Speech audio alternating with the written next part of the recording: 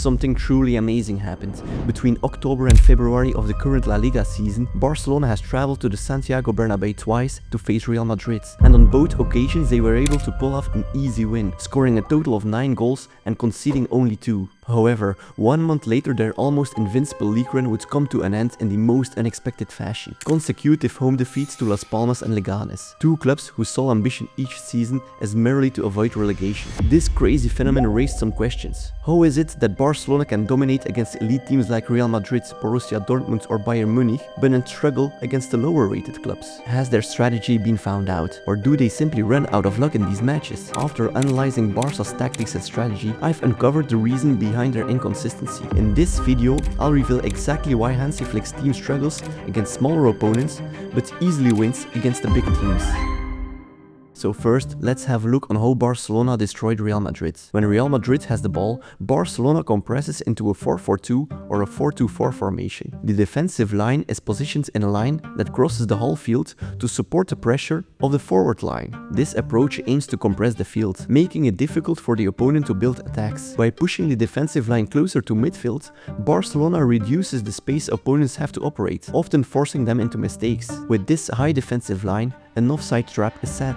For instance, during Barcelona's 4-0 El Clasico victory, they put Madrid 12 times offside. So, what does Barcelona do when they have the ball? Flick primarily deploys either a 4-3-3 or a 4-2-3-1 formation. These allow the teams to stay flexible while maintaining control of the game. His midfield does not rely on physical strength, but on intelligent positioning and movement. Players are constantly creating passing options, closing spaces, and keeping the game flowing. Then, the main template is to break the Real Madrid receiving line with a vertical attacking and rapid ball progression. Let me explain. Their primary objective is to break through the opponent's defensive line with vertical passes, either directly or through the pivot midfielder, advancing towards the goal with minimal touches. Lewandowski, while being a central forward, often drops deeper to function as this pivot, distributing the ball to Rafinha or to Lamine Yamal on the wings.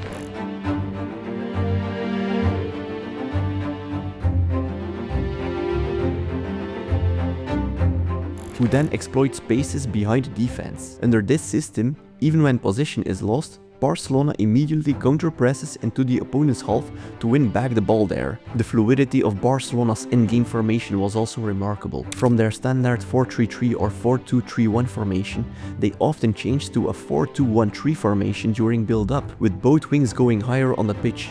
But when they have the ball higher on the pitch, let's say in zone 2, they transition to a 2-4-1-3 formation, where both fullbacks Balde and Kounde go higher onto the pitch to support the midfield. And when they even go higher onto the pitch, to zone 3, close to the opponent's goal, they transform into an aggressive 2-2-6 setup, with both fullbacks joining the attack and the offensive midfielder coming in between the 3 attackers, so that 6 players close to the penalty area of the opponent, with 2 midfielders controlling the game, and as a backup, they have 2 defenders left. So what was Real Madrid's response? They initially maintained their 4-4-2 formation, but quickly realized they couldn't prevent Barcelona from playing out from defense and score, which is shown here.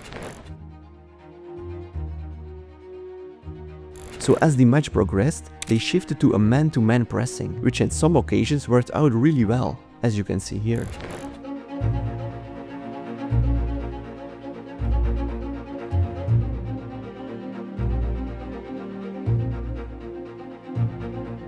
They forced Barcelona to lose possession, but as this is so energy consuming and it leaves giant spaces, it didn't work out well at the end. Barcelona won the game easily 4-0. Are you still watching? First of all, thank you.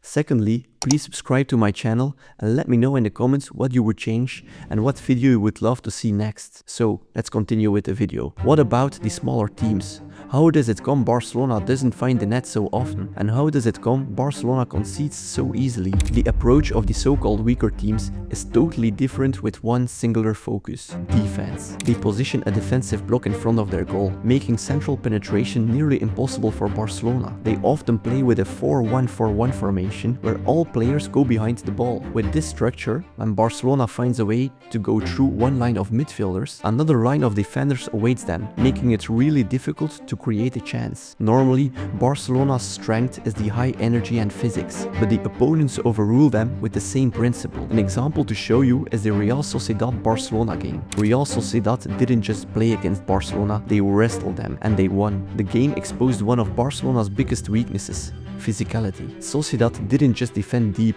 they bullied Barcelona in every duel. Let's talk numbers. Sociedad won 58% of the total duels, made 17 tackles and committed 14 fouls. Not just for fun, but to break Barcelona's rhythm. Lewandowski, he was practically in a headlock all game. He touched the ball just 24 times before being subbed off. When your main striker is touching the ball as much as the goalkeeper, you know something's wrong. Barcelona had a hard time creating their 2-2-6 formation they wanted. This clip shows you why.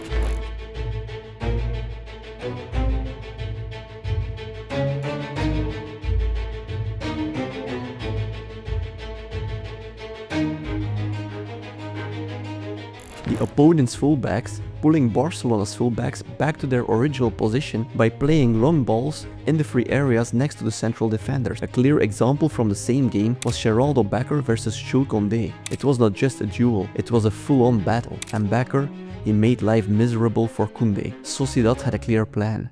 Target Kounde, stretch Barcelona's defense and force him into constant one-on-one duels. And it worked. Becker kept running in behind, dragging Kounde out of position and limiting his ability to contribute in attack. Normally, Kounde loves pushing forward, but in this game, he was practically handcuffed in his own box. Another important note is whether Lamine Yamal plays or not, because without Lamine Yamal, Barcelona's attack feels incomplete, like a puzzle missing the most important piece. His ability to create a chance out of nowhere is so important, and for the moment, Barcelona doesn't have a backup for him. They can play Rafinha on the right wing, but Rafinha is more of a direct shooter, not the kind of player who glides past defenders and picks the perfect pass. Same principle with Pedri. His intelligence and talent is unmatched. When Barcelona struggles, there's often Pedri with a genius pass to break the game open. When he's not on a pitch, the possibility to create chances for Barcelona is so much more difficult. Barcelona's starting 11 is incredible when everyone is fit, but as soon as a few players miss out, Barcelona lack a bit of quality, which is totally normal when you look how young the squad is. For Flick, it's a difficult decision,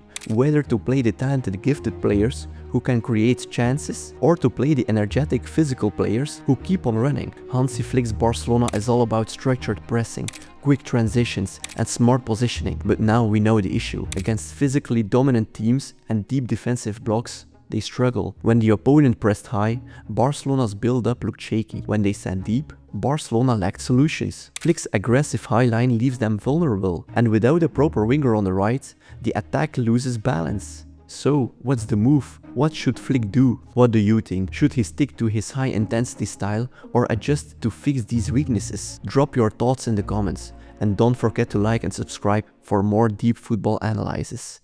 Thank you for watching.